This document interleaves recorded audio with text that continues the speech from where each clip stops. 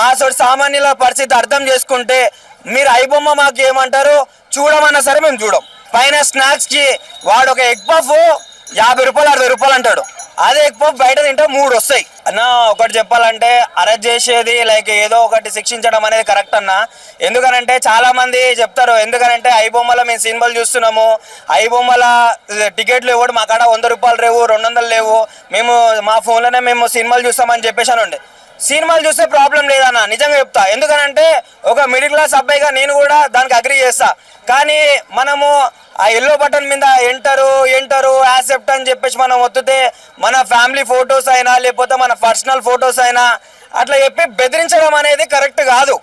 నిజంగా చెప్పాలంటే మీరు అనుకోవచ్చు బెదిరించదు కానీ పంపించలేదు కదా అని చెప్పేసి మీరు అనుకోవచ్చు.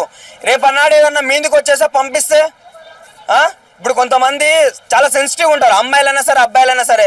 వాళ్ళ పర్సనల్ ఏదన్నా మీడియా బయటకు వచ్చిందని అంటే కొంతమంది చేసుకొని చచ్చిపోయేటోళ్ళు ఉంటారు. అట్లాంటి వాళ్ళు మీరేం ఆలోచిస్తారు? దాంట్లో మీ అమ్మనో లేకపోతే మీ అక్కనో మీ చెల్లెనో మీ తమ్ముడో మీ అన్ననో ఉంటే ఎవరికైనా ప్రాబ్లమే కదా. నేను ఏమని అంటున్నా అంటే అది మనకి ఎవరికి తెలియదు. ఎంటర్ కొడితే అట్లా మన పర్సనల్ వాళ్ళకి వెళ్తాయని చెప్పేసి మనకి ఎవరికి తెలియదు కాబట్టి మనం చూస్తున్నాం.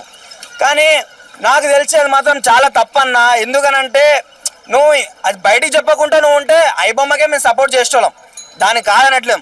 కాకపోతే యాక్షన్ తీసుకోవాలి అని అంటున్నా, మరీ అంతగానం యాక్షన్ తీసుకుంటే కూడా కరెక్ట్ కాదు. ఇప్పటికీ కొంతమంది ఐబొమ్మకి సపోర్ట్ చేస్తున్నారు. ఎందుకు అరెస్ట్ చేశారు అంటే బయట ఎక్కువ టికెట్ రేట్స్ ని థియేటర్లో స్నాక్స్ రేట్స్ పెంచేశారు, ఐబొమ్మలో ఫ్రీగా చూడొచ్చు మూవీ అన్నట్టుగా మాట్లాడుతున్నారు. నిజంగా చెప్పాలంటే ఒక సినిమా పైన అభిమానం ఉండే వ్యక్తిని కాబట్టి చెప్తున్నా, సినిమా రేట్లు పెంచినా తగ్గించినా మన అభిమాన హీరో గురించి మనం వెళ్తాం, దాంట్లో తప్పే లేదు.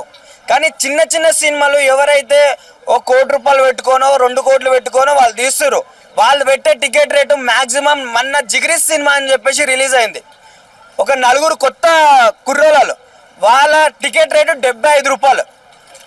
75 రూపాయలు పెట్టి మనం పోగలుగుతాం. కానీ ఇక్కడ తప్పు ఎవరిది అంటే థియేటర్ వాళ్ళ యాజమాన్య వాళ్ళ తప్పు. ఎందుకనంటే నువ్వు ఆల్రెడీ ఈ పఫ్లకి రేట్లు పెంచడము, లేకపోతే స్నాక్స్కి, లేకపోతే కింద పార్కింగ్ కట్టుకునే వారికి మాకు టికెట్ రేట్ ఆఫ్టర్ ఆల్ 100 రూపాయలు అన్నా మేము వెళ్ళగలుగుతాం. ఎంత మిడిల్ క్లాస్ అన్నా ఎంత పేదోడైనా సరే ఒక 100 రూపాయలు పెట్టుకోవడం వెళ్ళడానికి పర్వాలేదు అసలుకి. కానీ ఈ టికెట్ రేట్లు కింద పార్కింగ్ దగ్గర పైన స్నాక్స్కి వాడు ఒక ఎగ్ పఫ్ 50 రూపాయలు 60 రూపాయలు అంటాడు. అదే ఎగ్ పఫ్ బయట తింటే 3 వస్తాయి. ఇట్లా కల్తీ అనేది సినిమా టికెట్లో లేదు అసలుకి. ఎవరైతే సినిమా థియేటర్లు రన్ చేపిస్తారో వాళ్ళ దగ్గర ఉందన్న. పూర్తిగా సినిమా మీద బేస్గా చేసేది కాదు. ఈ సినిమా వాళ్ళు కూడా ఎవరైతే ఈ డైరెక్షన్ వాళ్ళు ఉంటారో లేకపోతే ప్రొడ్యూసర్లు ఉంటారో వీళ్ళు కూడా ఒకసారి థియేటర్ వాళ్ళతో మాట్లాడుకుంటే మంచిది. ఎందుకనంటే ఇప్పుడు గొప్పడు పోతాడు. ఇప్పుడు ప్రభాస్ సినిమా రిలీజ్ అయింది, నేను 500 కాదు 5,000 ఖర్చు పెట్టుకొని పోతాను నేను. కానీ చిన్న సినిమాల పరిస్థితి ఏంది? దీంట్లోకి ఆలోచించాలి. కాబట్టి నిజంగా థియేటర్ల గురించి మాట్లాడి వెళ్ళి మా సామాన్యుల పరిస్థితి అర్థం చేసుకుంటే మీరు ఐబొమ్మ మాకు ఏమంటారు చూడమన్నా సరే మేము చూడం.